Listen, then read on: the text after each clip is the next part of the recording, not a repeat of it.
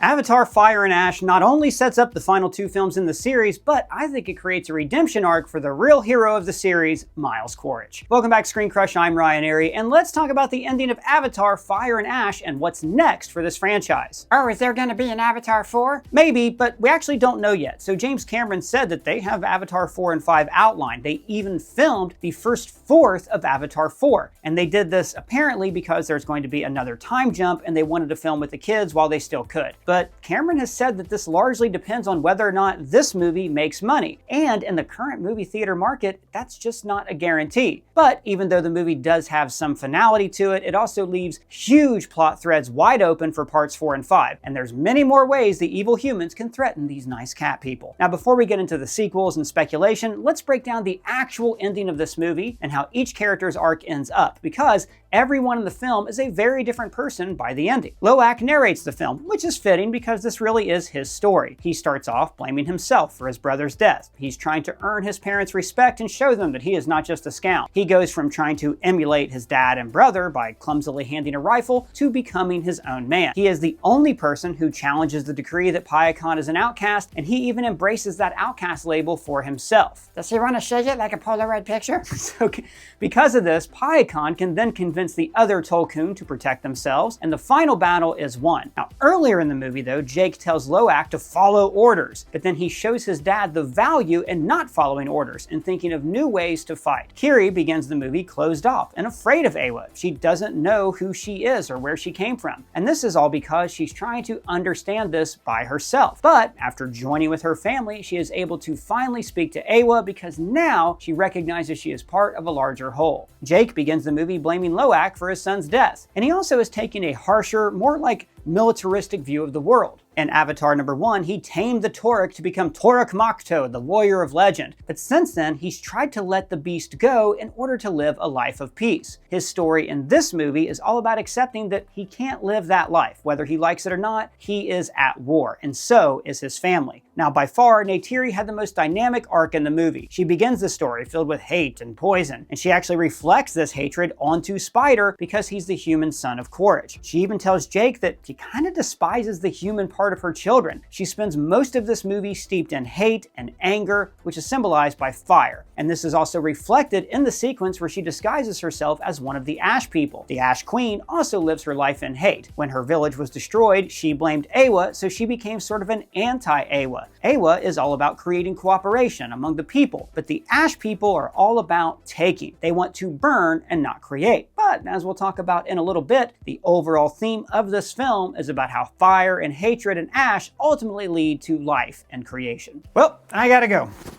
Wait, where are you going? We're in the middle of a video. Dude, it's the holidays. We tour, I go places. I got a lot going on, but look, it's okay. I can finish the video. I can work from the road. I do it all the time. The thing is, guys, my job never actually stops, so I need a really good work travel bag. And this is the Tokyo work bag from Bellroy, and it has everything I could ever want in a travel bag. It is so intuitive. You can tell that Bellroy designed this based on what frequent travelers like me actually need. For instance, there is the main compartment for my laptop, but also a secondary compartment for my notebook and iPad. Plus, we have separate pockets here for the charger and also for the mobile hard drive, which I need because I do a lot of editing when I'm on the road. But even with all that, there's still room for my other cables and for my headphones. Plus, it has a raised mesh compartment, which is perfect for my sunglasses. But here's the thing, the bag has so many other convenient pockets, it's like I designed it for myself. Like this external pocket right here is where I keep everything that I know I'm gonna need immediately. We have a key clip for my keys, we have Doug's treats. Oh, don't forget those. And it's also where I keep my AirPods, which are also in a nice leather Bellroy case. While this document pouch in the back is for everything you need when you're traveling super quick, or like right now, I have this Star Wars Magic of Myth book inside of it.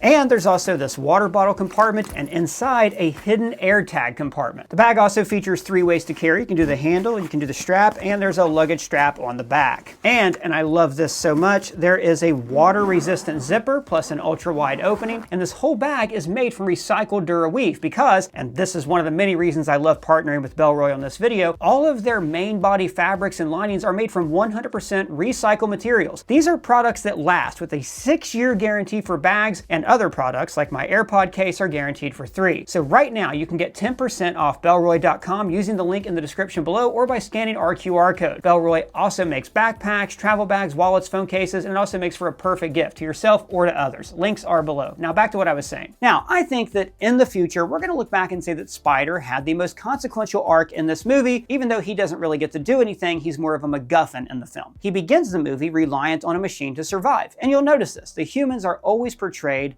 as heavily reliant on machinery. Edie Falco wears a mech suit. The humans fight in crab armor and submarines. They're always trying to emulate the natural world with machinery. That evil whaler has a bionic arm, and all the humans need breathers to survive on Pandora. They also repeat this phrase in the movie that to touch steel is to live a cursed life. The Na'vi believe that the weapons of the Sky People are inherently evil. Neytiri does initially reject these weapons in favor of her bow, but she has to come around and reach a compromise. Eventually, she uses armored charges on her arrows. This means that she's not technically touching the forbidden weapons, but she can still use them. And this belief to never touch or use the weapons of the Sky People is also similar to the Tolkien, the whales. They believe in strict nonviolence and pacifism. I dabbled in pacifism, not in St. Louis, of course. I know, but we're not supposed to talk about that. So the whales, much like Ewa and the Na'vi and Neytiri, have to adapt their worldview in order to defeat the Sky People. The Ash People also adapted by taking weapons from Quaritch, all in the name of creating their sweet, sweet fire. Fire is also strongly linked to hatred in this movie. The Queen hates Ewa, but loves fire. Neytiri hates Spider and the Sky People, and they all want to see their enemies burn. Even Quaritch's #1 weapon of choice against the natives is fire. But fire, like hate, cannot last forever. It burns through you. When fire destroys like a landscape in the natural world, the ash fertilizes the ground to create new life. Similarly, Neytiri is able to gain a new perspective in life by letting the fire of her hatred burn through her. This is when she finally accepts Spider for who he is and tells him, "I see you." But the best example of this metaphor is when Kate Winslet's character, Ronal, dies while giving birth to her daughter. A life is taken, but a new one is born in its place. And this is why it's not inherently wrong for the whales to fight, or for Ewa to go into warrior mode. In nature, animals kill, but by killing and death, they create and sustain life. Now, the difference between the natural order and human beings is these humans kill for profit or for sport, whereas life on Pandora kills out of necessity. But my favorite character in the movie, apart from PyCon, is Quaritch himself. In the first film, he was this cartoonish military villain who casually drank coffee while murdering the natives. In the second film, he's on this single-minded revenge quest to get Jake. But then in this movie, he's more concerned with reconnecting to his son. And this is because Quaritch is slowly having the same arc that Jake already had in the first movie. I think we'll be able to look back and say that each of these films will have a different central character, but like in Star Wars, the overall arc is going to be about the villain's redemption. Think about it. Quaritch sees himself as the hero of the story. His home planet is dying. He was sent to this world so humanity can find fuel to go out and find a new home in the universe. Then he's killed, but then he's resurrected, just like the Chosen One narrative. He has to find a way to save the people of Earth and connect with his lost humanity. At least, that's the story from his point of view. But Jake and Spider both tell Quaritch in this movie that this new person is not Miles Quaritch. Quaritch died, and this new Na'vi body just happens to have his memories. Jake tells him, "You literally have new eyes. Use them to see," referring to the eyes of his new avatar body. Now, as a parallel, Jake also began the first movie as a good Marine, following orders to gather intel on the Na'vi. Then, he fell in love with Neytiri, went native, and connected to the Tree of Souls, and then rebelled against the human race. So, in the first movie, Quaritch, like Jake, was a good Marine. In The Way of Water, he was dedicated to his mission. And just like Jake, he learns to ride a banshee and adapt himself to this world. And then, in this movie, just like Jake, he falls for a native woman, the Ash Queen Varang. Not only that, but he actually starts using ash as body paint, increasingly looking separate from the human beings that are under his command. And also like Jake, he starts to disobey orders and makes his own rules. Edie Falco orders him to get all the Ash people out of the base, and he tells her to instead to shut up and enjoy her victory. The longer Quaritch spends time in the jungle, the less he feels connected to his old life and the old civilization. And yet, he still clings to that old self, the man that he never was. He's afraid that if he were to admit that he is not Miles Quaritch, maybe he would become like Jake and turn on his own people. That would mean that his whole life, his whole sense of self was a lie and that he was wrong. It's important to note that Quaritch never connects to the Tree of Souls or listens to Ewa's voice. Instead, he only ever uses his ponytail to connect to animals or people to enslave or control them. He connects to a banshee to control it. He connects to Varang when she enslaves him. And this is because Quaritch only only sees Pandora as a thing that he can control. See, all of the characters in this movie are faced with a decision: adapt or die. Loak changes the nonviolence policy of the whales. Neytiri has to let go of her hate and use cursed weapons, and Jake has to learn new ideas from his son. Again, it's adapt or die. But for Quaritch, he rejects this concept of growth and would rather jump off a rock to his death. But come on, he's not really dead.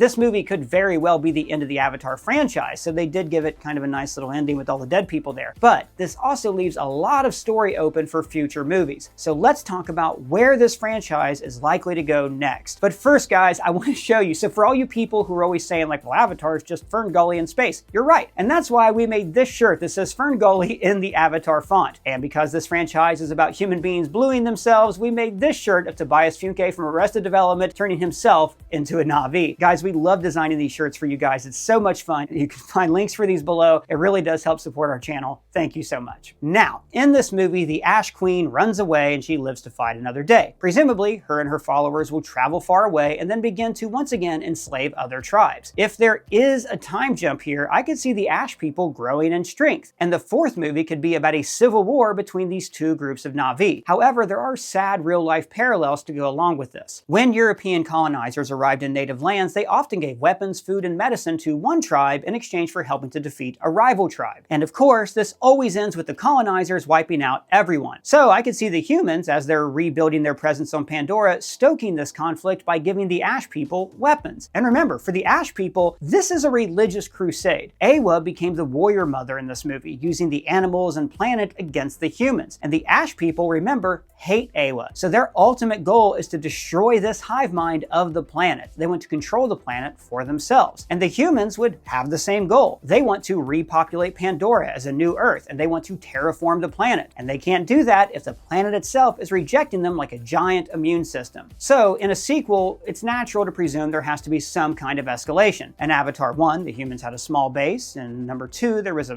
bigger military base, and now in this movie, it's a huge city. The previous movies have also glossed over the fact that the Earth is dying, but this could become a major focus in the final 2 films. I think we will see the human cities expand across the planet as millions of humans arrive on Pandora. And maybe, like in the comics, the fight will even go into space. This movie also briefly introduces us to the Wind Traders. They're nomadic Na'vi who trade goods with other tribes and with the Sky People. So if the next movie introduces a new biome, like a frozen tundra, or even Na'vi who can glide and fly because they live up in the clouds, then maybe these Wind Traders will take Jake and his family to these faraway places. Now, like I said earlier, Spider's story is going to end up being one of the most consequential stories in this franchise. He got what he wanted. He wanted to be a Na'vi. He wants to be a real boy. Eywa puts a microfungal network in his body that incorporates him into the planet's natural order. He can connect to animals and the Soul Tree, and he can also see the people they have lost. But before that, Giovanni Ribisi and the other humans ran numerous tests on this microbial network in his body. They didn't confirm it in this movie, but I think in the next film, like after a time jump, they will have found a way to artificially replicate this effect. But I'm gonna bet the humans will still need some kind of bionic device to use this. I think the humans are always going to be reliant on machines in these films. But when this happens, the Na'vi are gonna be screwed. Humans will show up by the millions and spread across the planet while the Na'vi are in a civil war against the Ash people, or a civil war against other Na'vi tribes who want nothing to do with their crusade. And the end goal of the humans and the Ash people is to kill Eywa. Maybe this means that Kiri will be the focus of the next film. Maybe by killing Kiri, they think they can kill the mother. Or at the very least, they can use her to get to the mother. Like, remember that sequence at the end of the movie when Kiri and her family all link up and they see like the giant Eywa space baby? So imagine that happens, but instead she is joined by Sky people and Ash people and human soldiers that have adapted to Pandora by artificially creating this microfungal network in their lungs. This would then make Eywa vulnerable to a psychic attack. It could also mean that as the planet dies, Kiri begins to die too, creating a ticking clock for the next film. Now, as for Jake, I think his true destiny began in this movie. He reclaims the title of Toruk Makto, the legendary warrior who rides the Toruk. I think he's going to travel to far-off corners of the world to recruit more and more clans to his cause, just as the Ash people are also off enslaving clans and growing their army. And maybe this is also going to be Loak's mission. After all, he narrates this movie, so maybe he's explaining the story to the other tribes. And this brings me back to Quaritch and what I think his redemption arc will be in these movies. He sees Spider as his last connection to his old humanity. He looks at him and he sees a younger version of his own face, a chance to start over. So, just like Jake began to redefine redefine his sense of self as a father, Quaritch wants to see himself primarily as a dad to this kid. So I think, of course, he survived his fall, and he'll be unable or unwilling to return to human society. I could see Quaritch living in seclusion, hunting for Jake, hunting Spider, and maybe he even returns to the Ash Queen. And I think he would also double down on his hatred of Awa and refuse to connect to her. But somehow, Spider will change his mind. See, Spider doesn't really hate his dad. I think it's the opposite. I think he pities him. He wants this guy to admit that he is not Quaritch and that he is now a Na'vi. So Quaritch will, I think, eventually connect to the Tree of Souls because of Spider. Maybe it will be to save Spider's life. Or maybe Spider will have already died and Quaritch wants one last chance to speak to his son. Either way, connecting to the Tree of Souls will be a religious experience for Quaritch. He will finally feel Awa. He'll feel every spark of life on the planet, and he'll understand that he's actually part of a much larger whole. And then his old human identity of Miles Quaritch will be gone. And then, like Jake in the first movie, he will join the cause against the humans and save the Na'vi. I think this is all foreshadowed by the ending of this movie. The movie ends with Spider in the afterlife, sort of like Rose seeing Jack and all the dead people at the end of Titanic. And then the camera pulls out to show they are part of this mycelial network similar to the one that is keeping Spider alive. Maybe the movie will even end with Quaritch inside this afterlife, kind of like Grace is in this ending, and he'll be thanking Jake for everything he's done to free the people and apologizing for his role in all of this. Again, this would be an arc like Darth Vader's. Darth Vader redeemed himself at the end of his life and ultimately saved the galaxy. But that's just what I think about the ending of Avatar, Fire and Ash, and what we could see in sequels. Did you like the movie? Do you want to see any of this in a sequel, or do you think this franchise is toast? Let me know your thoughts down in the comments below, or you can find me on Twitter, Blue Sky, Threads, or on our free to join Discord server. And if it's your first time here, please subscribe, smash that bell for alerts.